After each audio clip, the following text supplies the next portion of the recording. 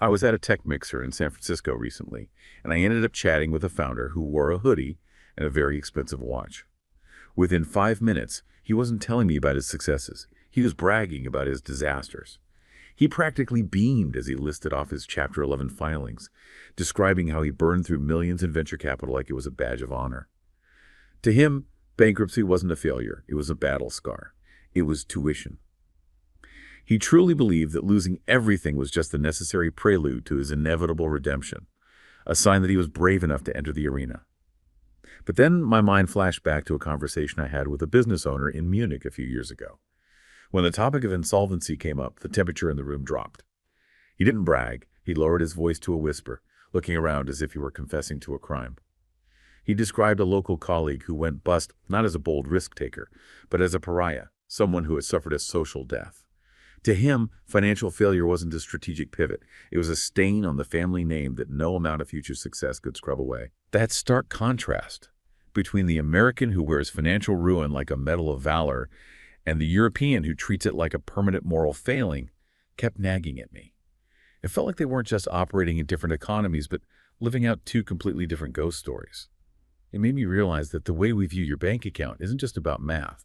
It's about a centuries-old psychological code running quietly in the background. That is such a perfect illustration. It's a profound contrast, and it beautifully encapsulates this cultural divide we see globally when it comes to risk and accountability. It's just two completely different worlds. Exactly. And we aren't just looking at minor legal defenses here. What we're really doing in this deep dive is investigating the fundamental institutional and cultural architecture that generates these two radically divergent attitudes. Attitudes toward debt, failure, all of it. All of it, toward personal responsibility.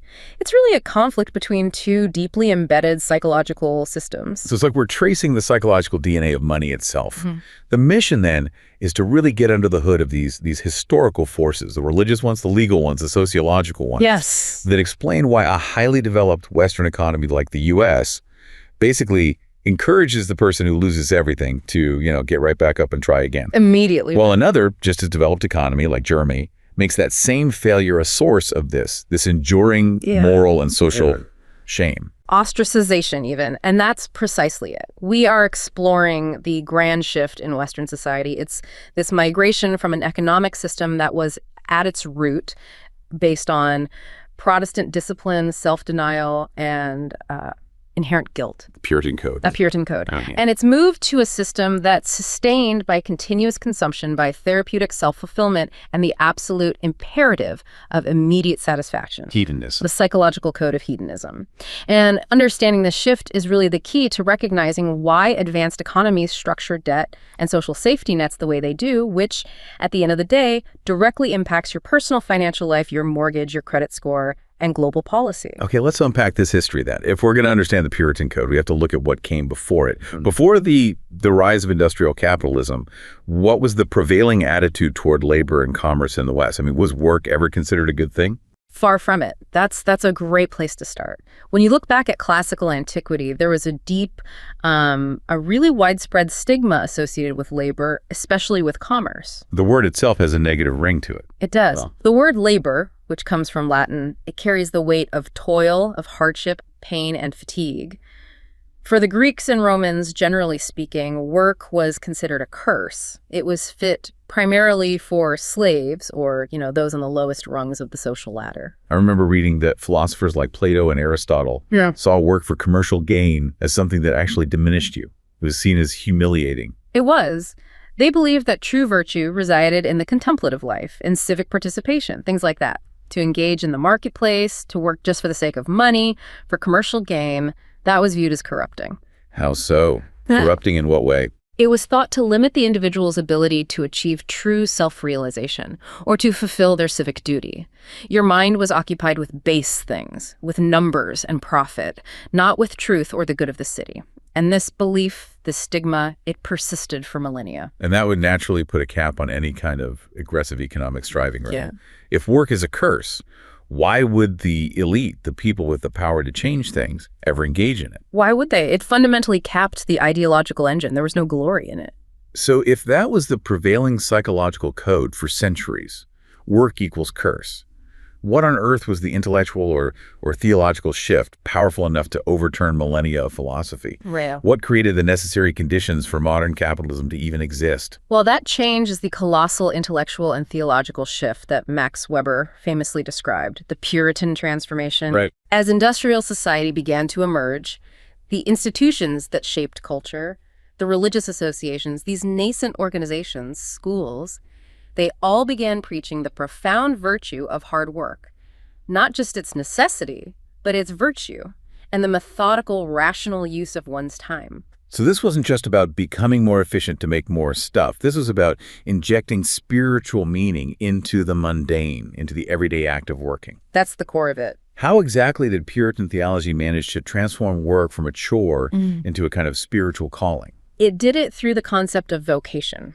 Now, Puritan theology, which is rooted in this very harsh doctrine of predestination, created immense psychological anxiety. Because you could never know for sure if you were saved. You could never know. Man was inherently a sinner, and only a select few, the elect, were chosen for salvation.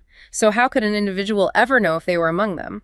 The answer that developed over time was that while you could never be truly certain, success in your worldly calling, your vocation, demonstrated visible signs of grace. Ah, so you couldn't buy your way into heaven. But your relentless effort in your business or your craft became a way to manage that fundamental existential guilt, a way to soothe that anxiety. Precisely. It was a psychological relief valve. Work was elevated from a mere chore to a religious calling. It became a passionate, continuous engagement in worldly affairs, not for its own sake, but for the glory of God. And that leads to a very specific set of economic behaviors. It does. Hard work, methodical application of your time and skills, and, critically, asceticism.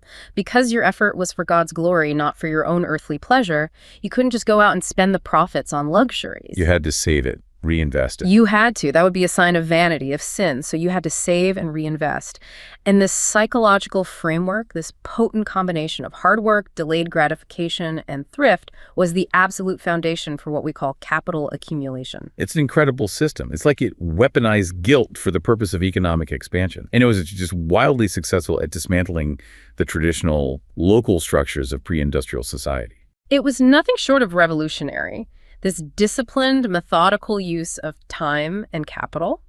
It liberated individuals from the traditional local and relational ties that defined pre-industrial life. What do you mean by that? Liberated how? Well, you were no longer bound strictly by your local community or your family lineage in the same way. Your identity became tied to your individual relationship with God, and that relationship was expressed through your diligence in your work. It created a new kind of person. A mobile person. A mobile, striving individual. This psychological and moral liberation was absolutely necessary to create the fluid, ambitious person that early capitalism required. And this framework, this aggressive combination of discipline and saving, it doesn't just stay in Europe. It migrates across the Atlantic, where it runs headlong into the unique, high-risk economy of the brand-new United States. And that's where the paradox really begins. Because if the Puritan ethic demanded thrift and deferred consumption, how on earth did the early American economy become so fundamentally dependent on debt and on a tolerance for spectacular failure? Right. It seems like a total contradiction. It does. But the answer lies in the sheer optimism and the immense scale of the American project. America was basically building a continent on credit. Exactly. You've hit it. Yeah. Commercial prosperity in the antebellum U.S. depended almost entirely on what they called the credit system.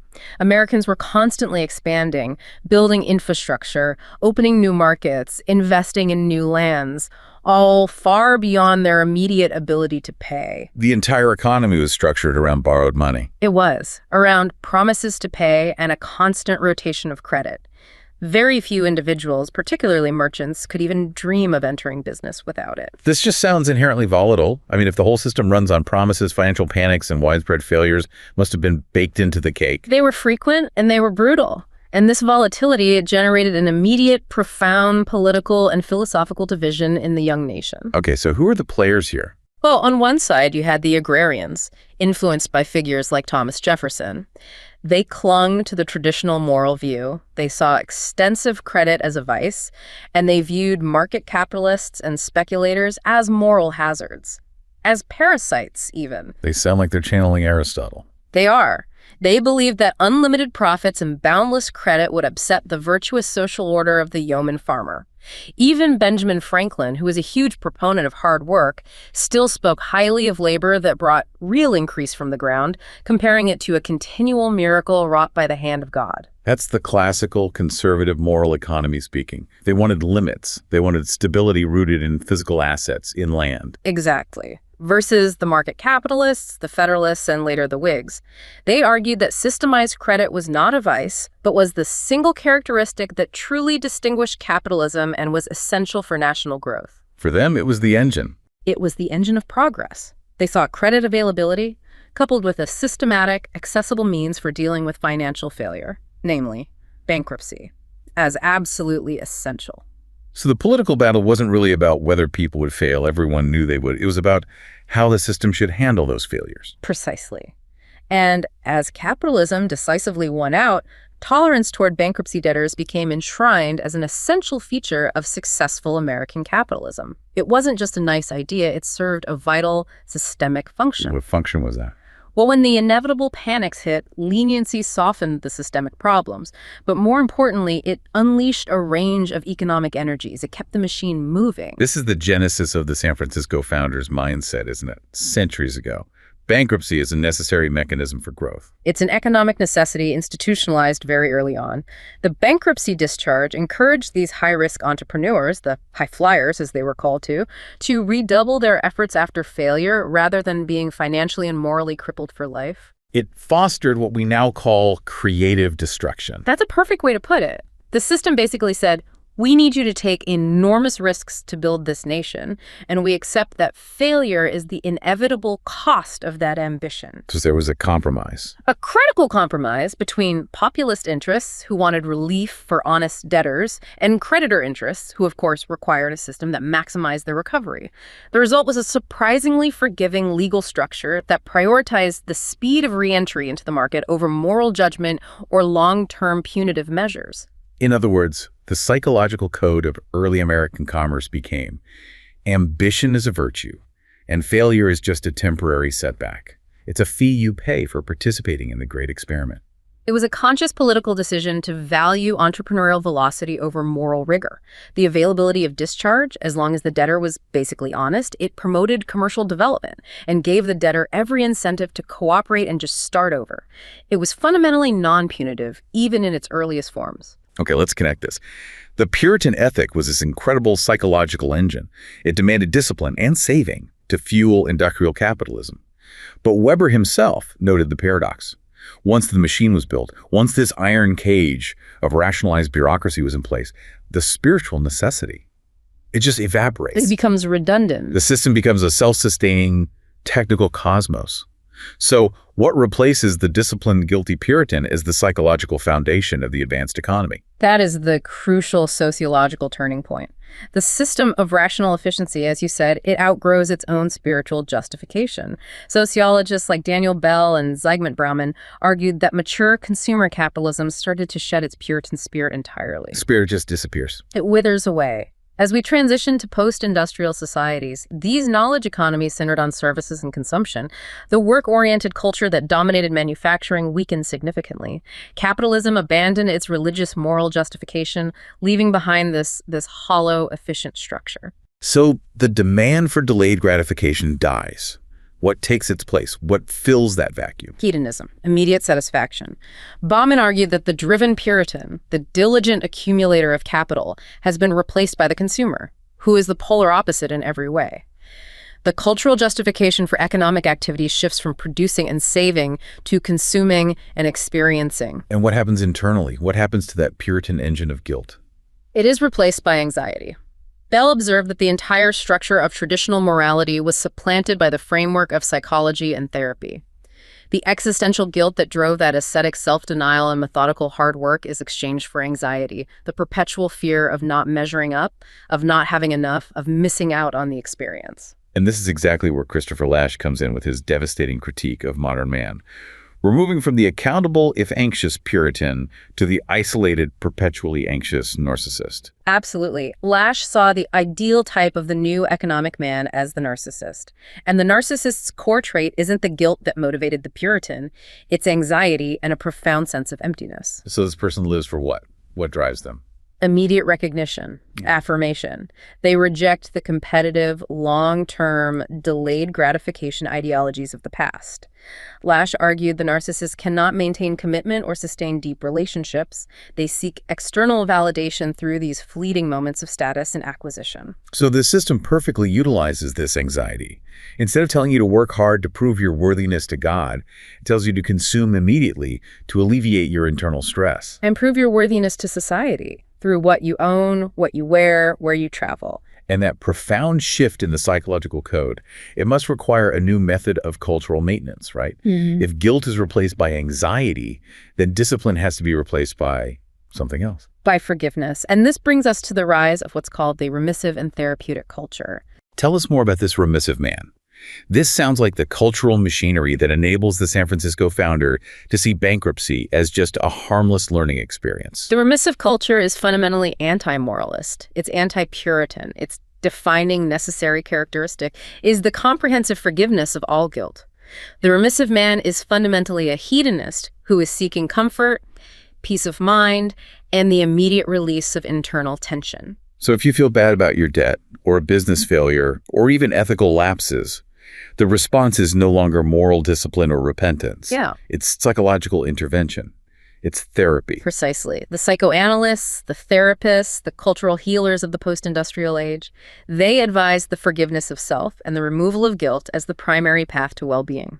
The moral imperative shifts from self-denial and duty to self-fulfillment and emotional health. The total inversion. It is. The passionate Puritan found satisfaction in relentless, disciplined effort.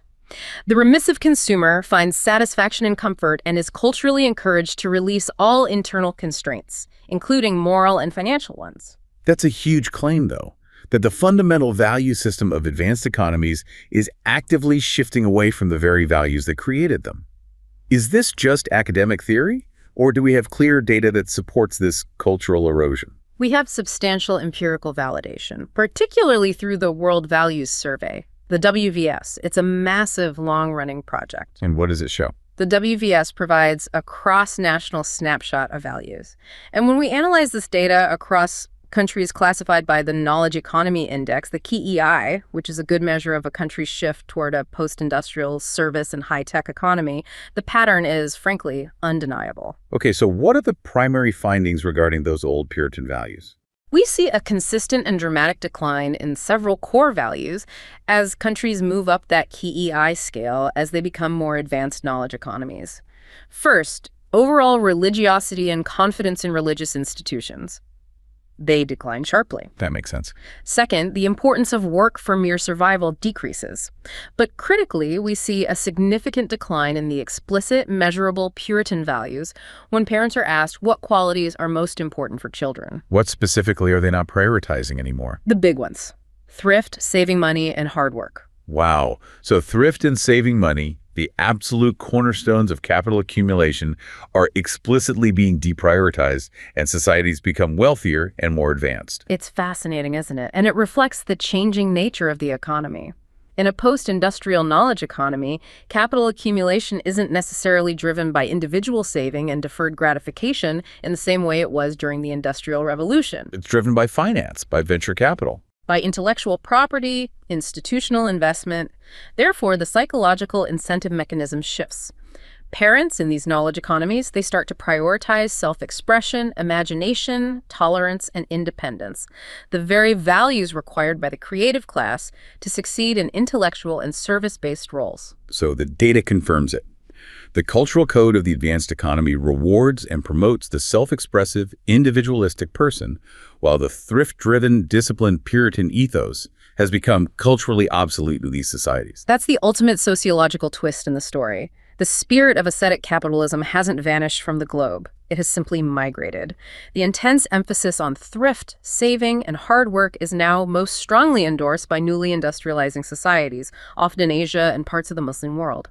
They're going through their phase of rapid capital accumulation now. And the advanced West. The advanced West is grappling with the moral vacuum left by the collapse of its own spiritual foundations, and it's managing it with this new therapeutic culture. Okay, so we've established that the modern psychological ideal is this anxious, hedonistic consumer who seeks immediate satisfaction and cultural forgiveness. Now, how did the American legal and economic structure become so uniquely tailored to accommodate and, frankly, to encourage this type of person? It really seems like U.S. policy has acted as a massive accelerator for this remissive man. That acceleration was entirely deliberate, and it really begins right after World War II. The U.S. economy had this immense productive capacity from the war, but it needed perpetual stimulus to maintain employment and growth. It wasn't enough to just produce goods.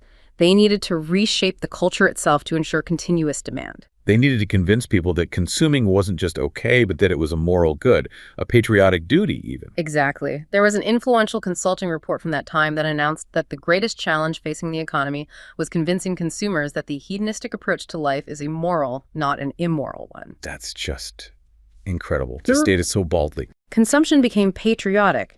Americans were instructed, through advertising and culture, to purchase not just for necessity, but for happiness, for self-expression, for peace of mind. And that completely reframes economic analysis. You see it today.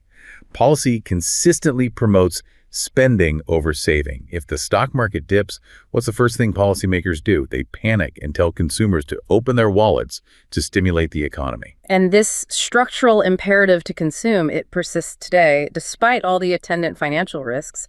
Policy promotes spending even when economists know full well that record household credit and low savings rates mean many, many people have debt burdens they cannot realistically manage. It's a paradox. They promote the need for debt relief while simultaneously promoting the behavior that creates the debt in the first place. It's a feedback loop. So how did the financial system adapt to enable this mass hedonistic consumption? There were two major historical shifts that fundamentally warped the debtor-creditor relationship in the U.S. Okay, what were they? The first, and perhaps the single largest factor in creating the uniquely high-debt, consumption-driven American household, involves housing. Before the 1930s, buying a home was truly a sign that you had made it, that you had established wealth. It was prohibitively expensive for most people. You generally needed a down payment of 50% or more, and the loans were short-term, often with these huge balloon payments at the end. The New Deal housing programs, specifically the Homeowners Loan Corporation, the Federal Housing Administration, FHA, which insured loans, and later the VA loan program, they completely revolutionized this. How? They made homeownership accessible, they moved to low or even no down payments, and crucially, they established the 30-year fixed-rate amortized mortgage. That instantly released enormous amounts of capital that were previously tied up in just saving for a down payment. And it created the uniquely American phenomenon of the home equity loan. This is virtually unheard of in countries like Germany or Japan, where large down payments are still the norm. They turned the home into an ATM. They effectively turned the home into a giant credit card. Americans were given the power to continually extract consumption capital from their primary asset. The house became not just shelter, but the psychological foundation for endless, forgiven consumption. And the second shift, I'm guessing, was the democratization of unsecured debt. Credit cards. Credit cards. The introduction and proliferation of charge and credit cards, beginning in the 70s and just exploding in the 1980s, this was fueled by the deregulation of consumer interest rates. All of a sudden, lending to higher credit risks became tremendously profitable. So subprime lending wasn't some unfortunate side effect. Not at all. It became the most profitable niche in the entire lending industry. So we created an economic system perfectly calibrated to target the anxious narcissist. It encourages them to purchase comfort and happiness on credit, using their home as collateral, because cultural forgiveness, in the form of bankruptcy, is always waiting to bail them out. And this leads us directly to that structural contrast we started with. The legal escape hatch designed for the American entrepreneur consumer versus the deep, abiding moral stigma found in other developed economies. The U.S. system is designed for a fast reboot. How does the American bankruptcy system actually achieve this level of forgiveness? What are the mechanics? Well, it's the most forgiving system in the developed world by a long shot. Its mechanism is designed to prioritize economic efficiency and re-entry over any kind of punitive justice. When an individual files, they get to choose the path.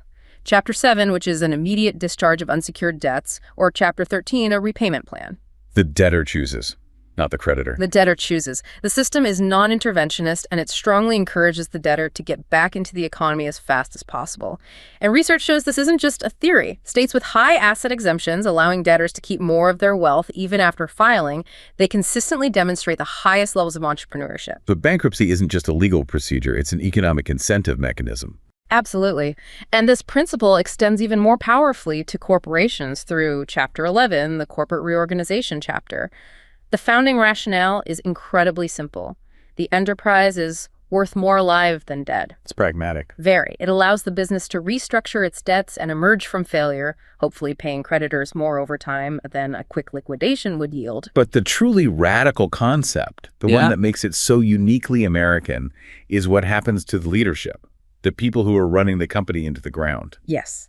The concept of debtor in possession, or DIP, this means that the existing management, the very people who often made the decisions that led to the company's collapse, normally stay in place. They retain operational control of the reorganized entity. That is just mind-blowing to a European mindset. It's a crucial, almost unique feature.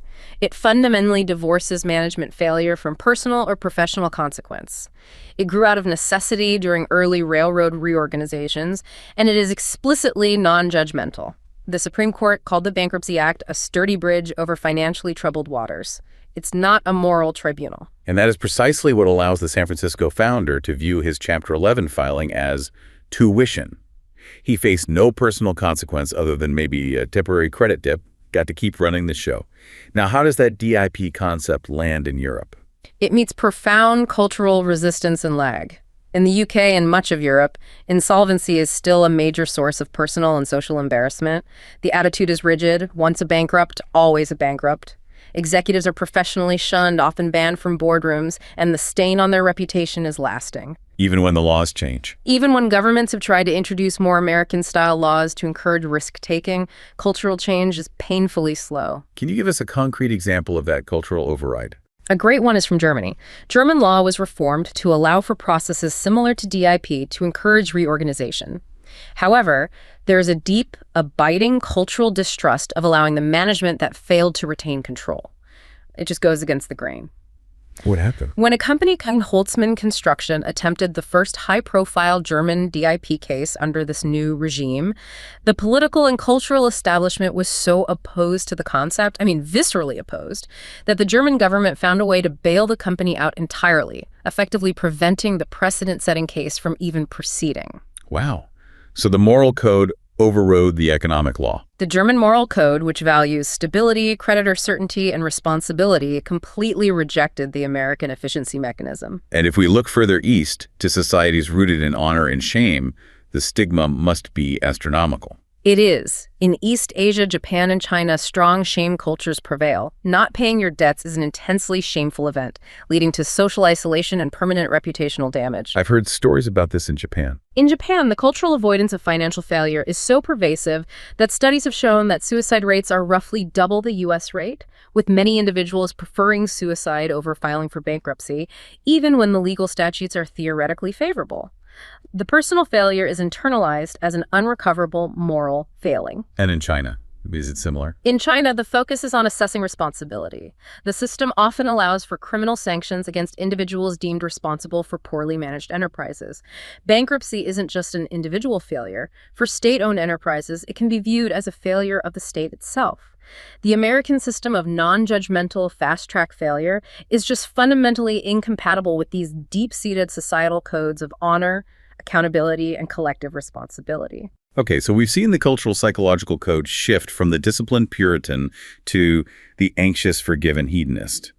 The American legal structure actively facilitates this hedonism by minimizing the consequences of failure. But who ultimately benefits from this highly mobile, highly forgiving psychological code? But what are the deeper societal costs, particularly for concepts like accountability and meritocracy? The primary beneficiaries, and you could argue the architects of the psychological code, are what Christopher Lasch termed the new class. Who are they? This is the stratum of technocratic managers, bureaucratic planners, professionals, and administrators. Lasch argued this class is engaged in a subtle but profound revolt against democracy. A revolt, that's a strong word. How does this revolt manifest? This elite pursues absolute mobility in a globalized society. They are geographically, socially, and economically disconnected from the constraints, traditions, and local communities of the lower and working orders of their own society. They see themselves as citizens of the world, defined by their professional credentials and their mobile wealth, not by local or national attachments. So their global mobility undermines the local structures that historically provided stability and morality for the rest of society. They kind of pull the ladder up behind them. That's one way to look at it. Lasch characterized this as a betrayal of liberalism. He argued that classical liberalism, instead of being self-sustaining, actually scavenges off older traditional social forms like the nuclear family, local communities, and the moral economy of the small proprietor, which it then systematically undermines in the name of progress, mobility, and rationalization. So they need the freedom and mobility for themselves. But they destroy the very structures that fostered the discipline and accountability that originally made that freedom possible for everyone else. This suggests that the meritocracy we often hear about, the idea that hard work leads to success, is being hollowed out from the inside. It's being eroded because the moral tradition that supported a true meritocracy is disappearing. Lasch championed the morality of the petty bourgeoisie, the small proprietor class. This tradition valued honest work, competence, clear language, and egalitarian opposition to unwarranted privilege, and most importantly, accountability for your actions. That was the moral backbone. That was the moral backbone that genuinely supported the early American ideal of meritocracy. And this small proprietor morality, it valued a different kind of ambition than the globalized elite, didn't it? A completely different kind. It embraced the virtue of hope, which arose from a recognition of limits, a modest, realistic vision of what one could achieve through disciplined, honest effort. This stood in direct opposition to the ruling elite's ideology of secular progress, an ideology that is fundamentally incompatible with limits, which equates progress with absolute geographical and social mobility, often at the expense of local ties. So as the new class achieves mobility through financialized capitalism, they dispossess the lower middle class of the material basis, the stable jobs, the small businesses that sustained their moral code. Exactly. And the psychological code shifts from earned accountability to managed anxiety. If the traditional structures of moral and financial accountability are gone and anxiety is rampant, what mechanism does this new class put in place to manage the resulting chaos and social fallout? They install the administration of therapy and control. The rise of the therapeutic cops.